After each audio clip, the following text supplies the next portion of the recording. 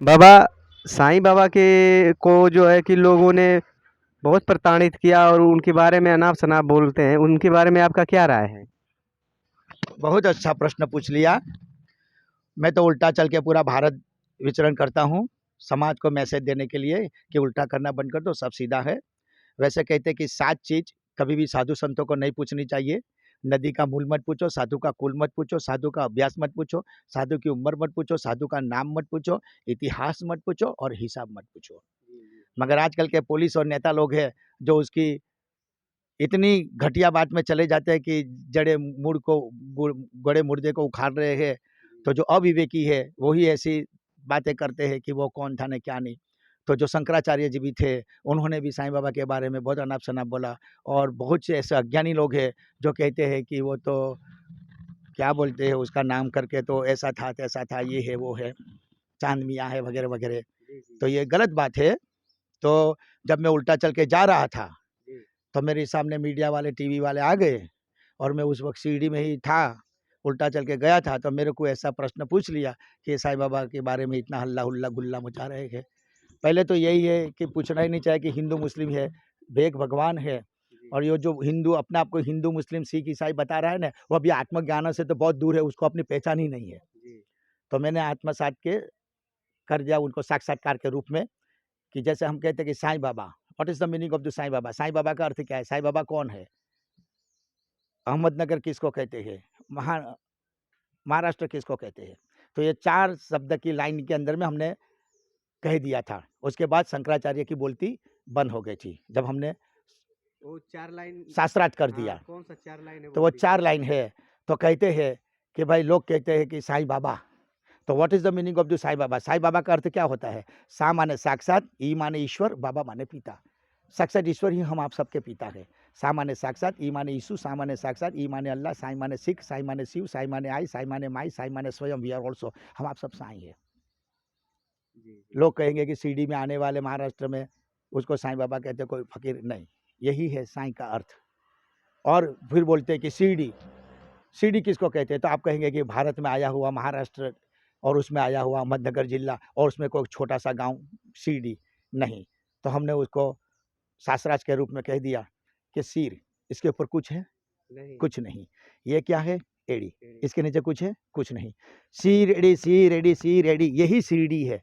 इसलिए ये आश्रम का नाम है मिनी शिरडी तीर्थधाम। यही मिनी शिरडी है, यही शिरडी है। और इसी के अंदर में साक्षात ईश्वर हम आप सबके बीच में विराजमान है हृदय रूपी कमल में। और फिर कहते हैं कि अहमदनगर जिला, अहमदनगर, बोलते हैं अहमदनगर क्या है? तो कहते हैं कि महाराष्ट्र में आया हुआ कोई अहमदनगर जिला नहीं। यही काया रूपी काशी है। आप जिसको काशी कह रहे हैं वो काशी नहीं। वहाँ भी तो लूल लपाट दादागिरी सब हो रही है, खुनामर की। बोलते हैं काशी में जिसने जन्म लिया उसको मोक्ष मिल जाएगा, वो काशी नहीं। ये काया रूपी काशी है, इसको काशी कहा गया है।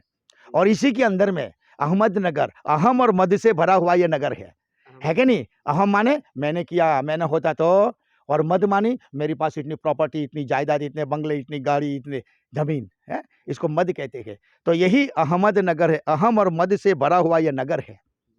और इसीलिए निर्मल जन सो मोहे पावा, मोहे छल छिद्र कपट नहीं भावा। अगर ये निकल जाएगा अहम और मद, तो मन पवित्र दर्शन कर, धन पवित्र कर दान, मन पवित्र तब होत है जब उदर हो और ज्ञान। जब ज्ञान नहीं है तभी तो ये लफड़े में फंसे हुए हैं। तो फिर कहते हैं कि Maharashtra, what is the meaning of the Maharashtra? बोलते कि भारत में आया हुआ कोई महाराष्ट्र राज्य नहीं। बड़े भाग्य मानुष तन पावा, सुर दुर्लभ सद ग्रंथ ने गावा, यही महाराष्ट्र है। गनीमन समझो कि आपको मनुष्य तन मिला है। बहुत भाग्य की बात है। बड़े भाग्य मानुष तन पावा, सुर दुर्लभ सद ग्रंथ ने गावा। ये शरीर संसार का है, समाज का है, प्रकृति का एक ऋण है, उसे उसी हवाले कर दो। आत्मा को परमात्मा के साथ जोड़ो। आत्मा सो परमात्मा, परमात्मा सो परम गति।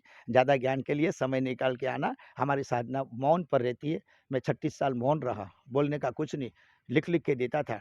तो जो लोगों ने कहा बाबा कुछ तो आप इतना अच्छा सत्संग करते हो, लिख तो बोल के, तो मैंने जब बोलने का शुरू किया तो मेरी आवाज़ बंद हो गई थी, बोल नहीं सकता था। फिर योग के द्वारा फिर ये वापस खुल गया। तो मैं जहाँ बोलना, किसके लिए बोलना, किसको बोलना, किसको सुनाना।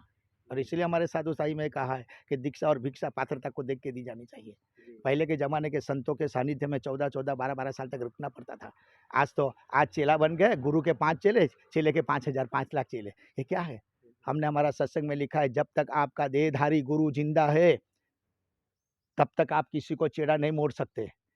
आज तो गुरु जिंदा है, अगर आप गुरु की कृपा से अगर आपके अंदर में वो ज्ञान भी आ गया और जगत आपके पास तोला होने लगे और कहते हैं बाबा आप हमको चेला शिष्य साधक बना दो, तो उसको कहना चाहिए कि मेरा गुरु अभी शरीर है, जाओ उसके पास जाओ, उसके पास जाओ।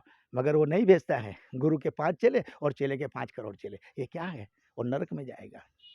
इसीलिए जब तक आपका देहधारी गुरु जिंदा है उसके पास जाइए, क्योंकि गुरु एक नहीं है। जब हमने देहधारी हम जब गए थे, हमने जो गुरु बनाया, तो जब हम उसके सानिध्य में रहे 21 दिन तक और वहाँ पर फिर हमने कहा कि प्रभु क्या आप मेरे देहधारी गुरु बनोगे?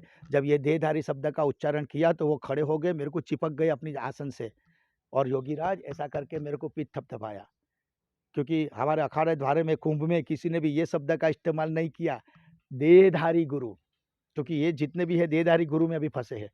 फिर वहाँ हमारा 3 घंटा सत्संग हुआ, फिर गुरुदेव ने बताया अच्छा देहधारी, तो तभी गुरु क्या है, श्री गुरु क्या है, परम गुरु क्या है, परात्पर गुरु क्या है, हैं? ऐसा करके गुरु की वो आती है और उसमें से आपको ये क्या, ये गुरु की क्या, ये गुरु को क्या, ऐसा करके। जय साईनाथ, ओम जय साई राम। साईं। अब समय भी हमारे पास कम है, हम परिक्रमा में निकलने वाले हैं। अब फिर कभी अवसर मिला तो प्रभु का सत्संग आप लोगों के बीच में ज़रूर जाएगा। ओम साईं राम, नर्मदे हर, हर हर महादेव।